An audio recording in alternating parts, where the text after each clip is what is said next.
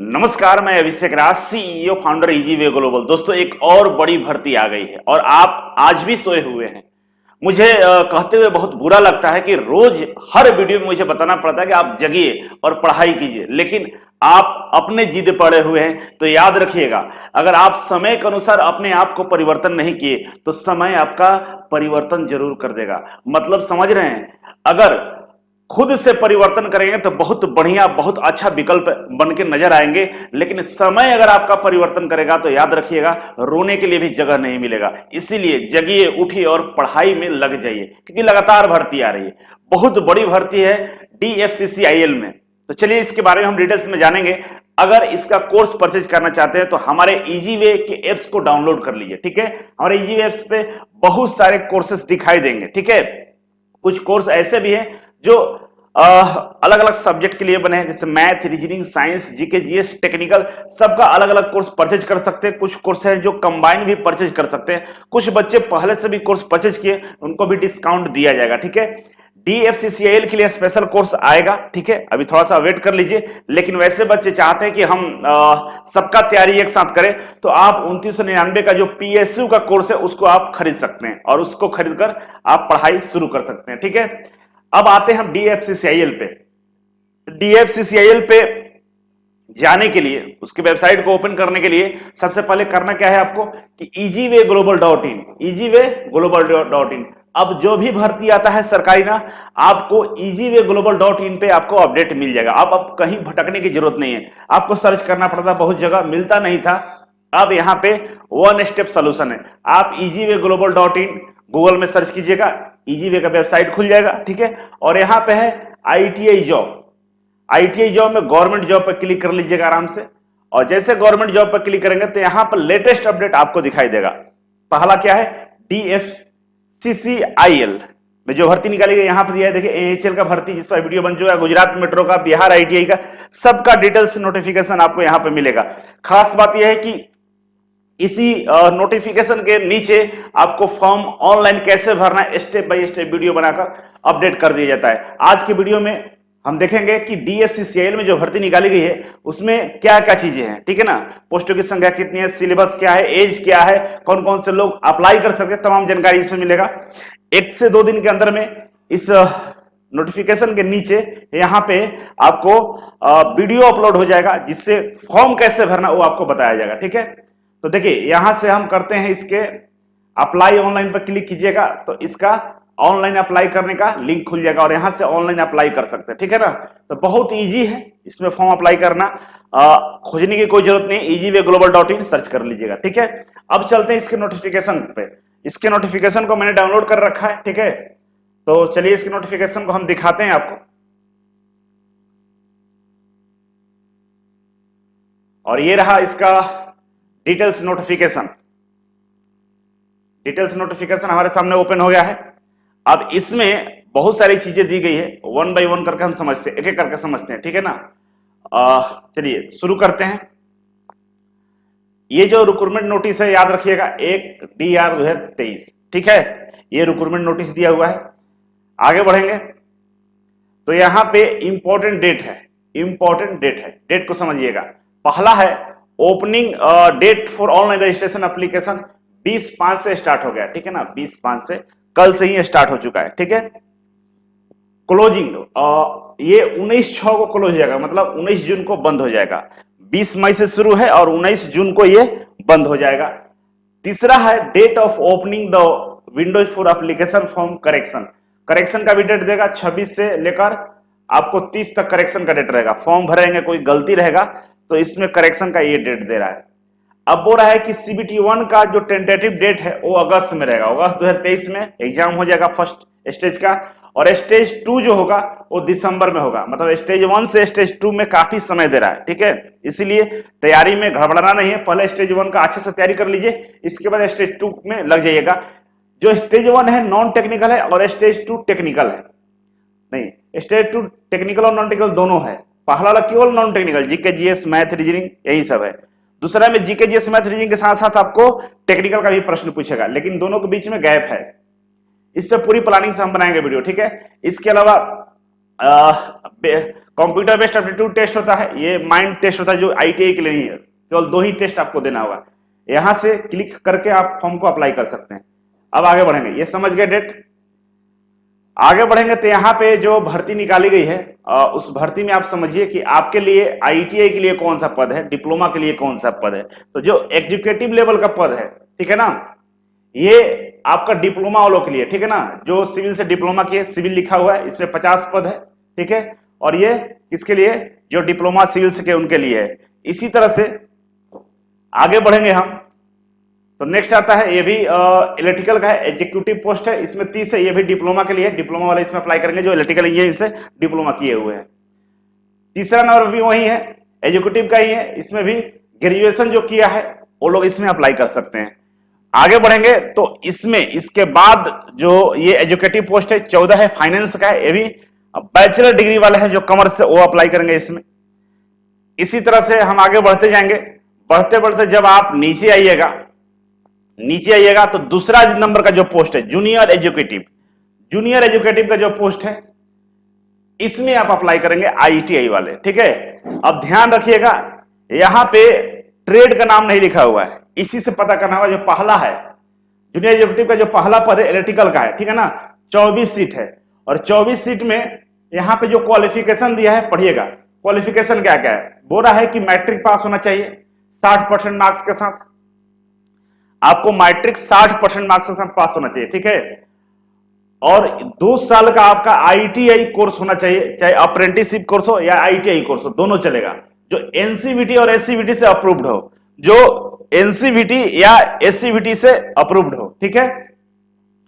Trade का नाम लिखा है electrician, wireman, electrician, power distribution, lift, accelerator, machinist, instrument machinist, technician, power electronic system, ये सब बोल रहा है कि ये ट्रेड से के जो लोग हैं वो अप्लाई कर सकते हैं, और आईटीआई में आपका 60% मार्क्स होना चाहिए। ये रहा पहला। इसी तरह से हम पहुंचेंगे दूसरे वाले में, तो जूनियर एजुकेटिव का सिग्नल एंड टेलीकम्युनिकेशन का, ठीक है। टोटल 148 पद है, इसमें कितना है, 148 पद है। अब इसमें क्वालिफिकेशन को देखिए, मैट्रिक पास होना चाहिए, ठीक है ना, 60% मार्क्स के साथ, ठीक है, और 2 साल का आईटीआई होना चाहिए। और आईटीआई का जो ट्रेड है वो लिखा है इसमें, ट्रेड समझिएगा यहाँ पे, इंस्ट्रूमेंट मैकेनिस्ट, ठीक है, mechanics, consumer electronics, appliance, power electronics system, ठीक है, इलेक्ट्रॉनिक्स, मैकेनिक्स, फिटर वाले भी अप्लाई कर सकते हैं इसमें, ध्यान रखिएगा, फिटर वाले भी अप्लाई करेंगे इसमें, फिटर भी है, वायरमैन भी है, इलेक्ट्रीशियन भी है, ठीक है, और इंफॉर्मेशन कम्युनिकेशन वाले भी, टेक्नोलॉजी वाले भी अप्लाई कर सकते हैं। मतलब ये वाला जिसमें 148 पद है, इसमें फिटर वाले, इलेक्ट्रीशियन वाले, इलेक्ट्रॉनिक्स वाले, ये सब इसमें अप्लाई कर सकते हैं, ठीक है, तीनों अप्लाई कर सकते हैं सेम पद के लिए। कौन सा पद है भाई, जूनियर एजुकेटिव में 148 पद है, और इसमें सीटों की संख्या कैटेगरी वाइज देखा जाए तो 62 सीट है जनरल में, एससी में 22 है, एसटी में 11 है, ओबीसी नॉन क्रीमी में 39 है, ईडब्ल्यूएस का 14 है। तो जनरल कैटेगरी में सभी लोग अप्लाई कर सकते हैं, बाकी तो अपने कैटेगरी में अप्लाई ही करना है, ठीक है। तो बाय डिफॉल्ट अपने कैटेगरी में आप लोग अप्लाई करेंगे। अब इसमें बोला है कि जो मेडिकल स्टैंडर्ड होगा A3 होगा, ठीक है ना, A3 मेडिकल स्टैंडर्ड होगा। A3 मेडिकल स्टैंडर्ड क्या होता है, इस वीडियो मैंने रेलवे वाला में बनाया है, आप रेलवे का मेडिकल वाला वीडियो देखिएगा, उसमें आपको मैंने एक्सप्लेन किया है, ठीक है। तो ये रहा दूसरा। तीसरे नंबर पर देखिए, तीसरा नंबर जूनियर एजुकेटिव का है, मैकेनिकल का 9 पद है, यहाँ पे कितने पद है, 9 पद है, ठीक है ना। और इसमें सेम वही कंडीशन है कि मैट्रिक पास होना चाहिए 60% मार्क्स के साथ, आईटी या अप्रेंटिसशिप 2 साल का होना चाहिए, एससीबीटी एनसीबीटी दोनों चलेगा। और ट्रेड की हम बात करें तो फिटर ट्रेड वाले इसमें अप्लाई कर सकते हैं, ठीक है ना, केवल फिटर ट्रेड वाले इसमें अप्लाई करेंगे। साथ ही साथ बोला है कि आईटीआई अगर 1 साल का भी है तो भी आप इसमें अप्लाई कर सकते हैं, अगर 1 साल का अप्रेंटिस किए हैं तो भी, ठीक है। तो इस तरह से एजुकेशनल क्वालिफिकेशन के बारे में यहाँ पे डिटेल्स में दिया गया था, जो आप समझ गए। अब हम आगे बढ़ेंगे तो आगे कुछ इंपॉर्टेंट कंडीशन दिए गए हैं, उसके बारे में हम नेक्स्ट वीडियो में चर्चा कर लेंगे। अब हम चलते हैं एज के बारे में, एज क्या है इसमें, ठीक है। और 30 पेज का ये नोटिफिकेशन है, तो जो इंपॉर्टेंट है वो अभी मैं आपको बताता हूं, बाद में दूसरे वीडियो में हम बताएंगे इसके डिटेल्स में, ठीक है।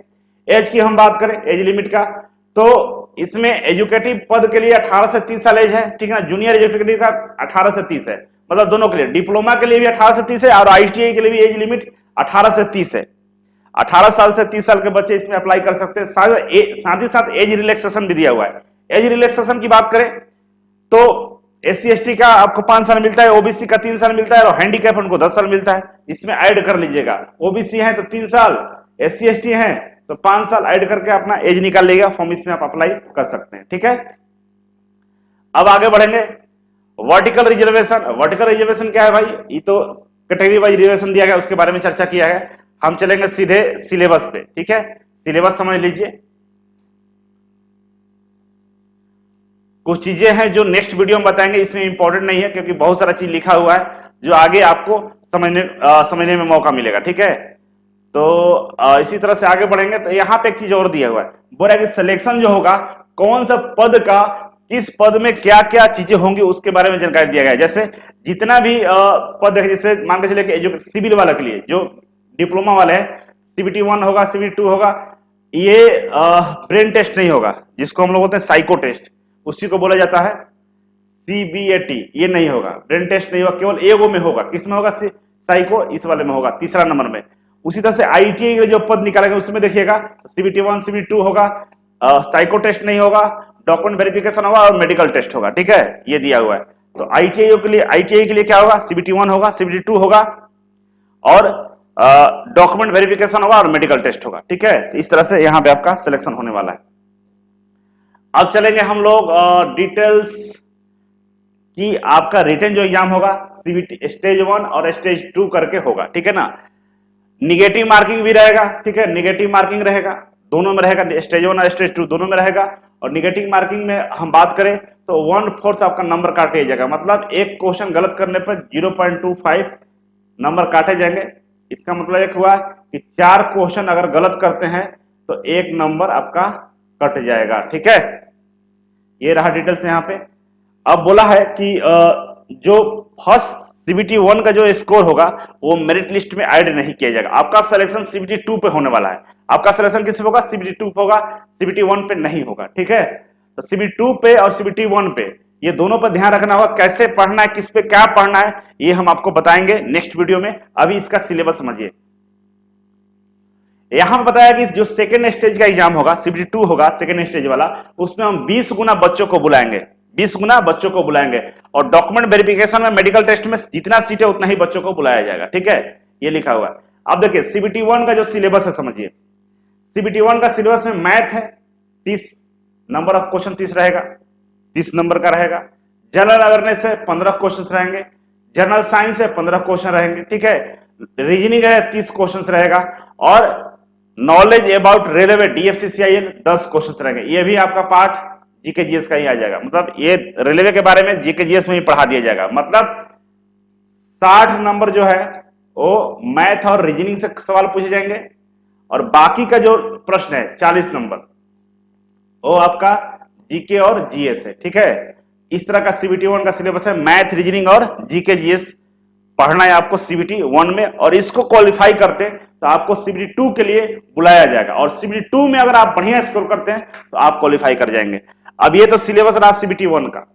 ठीक है, अब यहां पे बोला है कि सेकेंड स्टेज का जो सवाल होगा, देखिए यहां पे क्या है, second stage CBT consist of 120 multiple choice question. ठीक है, अब CBT 2 में क्या सिलेबस रहेगा उसके बारे में हम जानकारी के लिए आगे बढ़ेंगे। तो एनेक्स्चर 4 में दिया हुआ है। ठीक है ना, एनेक्स्चर 4 में दिया हुआ है, तो उसको थोड़ा सा हम आपको दिखा देते हैं। ठीक है, थोड़ा सा देख लीजिए, इसके बाद नेक्स्ट वीडियो में हम चर्चा करेंगे। पहले इसको समझ लीजिएगा अच्छे से। एनेक्स्चर 1 हो गया, एनेक्स्चर 1 2 3, देखिए ऐसे नीचे जाइएगा तो एनेक्स्चर आएगा। एनेक्स्चर 2 आ गया, 4 में। ठीक है, 3 हो गया, 3 के बाद आपके सामने ये रहा, अभी नहीं आया है एनेक्स्चर 4। देखिए 4 आ गया, इसमें सिलेबस दिया है किसका? CBT 2 का। ठीक है, अब CBT 2 में जो डिप्लोमा वाले हैं अपने अकॉर्डिंग क्वेश्चन को देख लेंगे, सिलेबस को देख लेंगे। हम आगे बढ़ेंगे जे, तो यहाँ पर देखिए जो जूनियर एजुकेटिव का पोस्ट है उसका सिलेबस को अध्ययन कीजिएगा। तो सबसे ज्यादा सीट किसमें है? ये वाले में। ठीक है ना, टेलीकम्युनिकेशन सिग्नल वाले में। ठीक है ना, ये सिग्नल टेलीकम्युनिकेशन में है। इसमें फिटर, इलेक्ट्रीशियन, इलेक्ट्रॉनिक्स वाले भी अप्लाई कर सकते हैं। तो इसमें देखिए पार्ट 1 में आपका general knowledge, numerical ability, general aptitude, reasoning और जनरल साइंस, ये तीनों पूछ रहा है। 60 क्वेश्चन रहेगा, ठीक है, पार्ट 1 में। पार्ट 2 में भी 60 क्वेश्चन रहेंगे।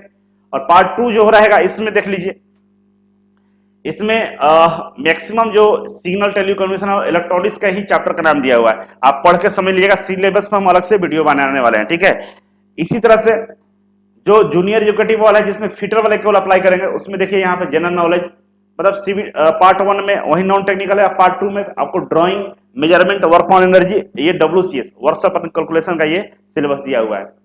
इसके बाद ऊपर की हम बात करें जूनियर इलेक्ट्रिकल के लिए, तो इलेक्ट्रिकल के में पार्ट 1 में 60 क्वेश्चन है। पार्ट 2 में आपका ये सिलेबस है, मतलब 10 टॉपिक का नाम दिया हुआ है, ये भी इलेक्ट्रॉनिक्स के ही टॉपिक हैं, ठीक है। तो इस तरह से बाबू आपको तैयारी करनी होगी, तो घबराना नहीं है, ठीक है। बहुत भर्ती आ रहा है, मतलब भर्ती की कमी नहीं है, कमी बस ये है कि आप जगह नहीं है, आपको बार बार जगाना पड़ता है। और याद रखिएगा, जिसको बार बार जगाना पड़े ना, तो कभी लाइफ में सफलता नहीं मिलती है। खुद से जगिए, सेल्फ मोटिवेट रहिए, ऑटो स्टार्ट बनिए। आपको कोई मोटिवेट करे, आपको रोज रोज कोई बोले तब पढ़ाई कर रहे हैं, तो सफलता में बहुत टाइम लगेगा। आप पुश से स्टार्ट है, ऑटोमेटिक स्टार्ट बनिए, ठीक है। अपने आप पढ़िए, खुश रहिए और निरंतर पढ़ने पर ही ध्यान रखिए, इधर उधर की बातों में मत पड़िए, तब जाकर आपको सफलता मिलने वाला है। आगे आपसे नए वीडियो में हम मिलेंगे। अभी के लिए बस इतना ही था। Thank you so much.